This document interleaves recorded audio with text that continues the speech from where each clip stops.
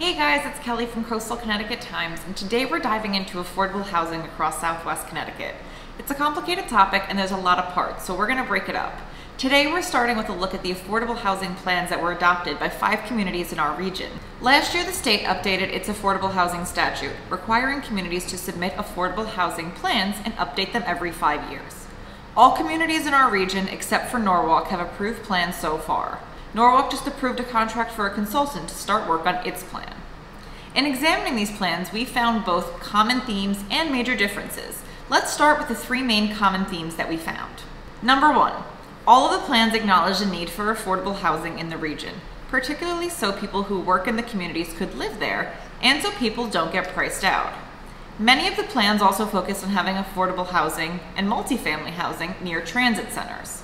Number 2, all of the plans focused on supporting local housing authorities because these agencies build almost all affordable developments, providing the greatest number of units possible to the community. And number 3, many of the plans cited a need to either start or add to inclusionary zoning programs, where developers have to set aside a certain number of units in a development as affordable or pay a fee to help build affordable housing elsewhere.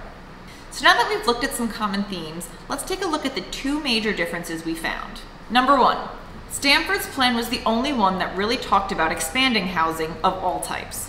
Almost all of the other plans focused on trying to add some affordable housing, but the plans also emphasized their desire to keep their communities feel.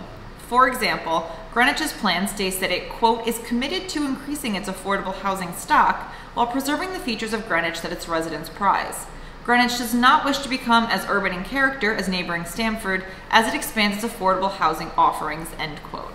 Number 2, Connecticut State Statute 830G was designed to encourage affordable housing development across the state.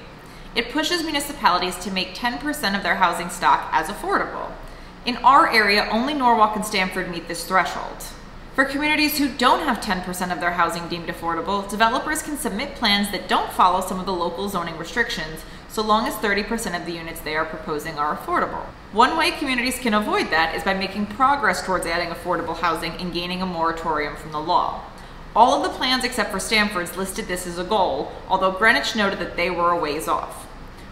There are a lot of parts to affordable housing, and housing in general in Connecticut, and we're trying to cover as much of it as possible.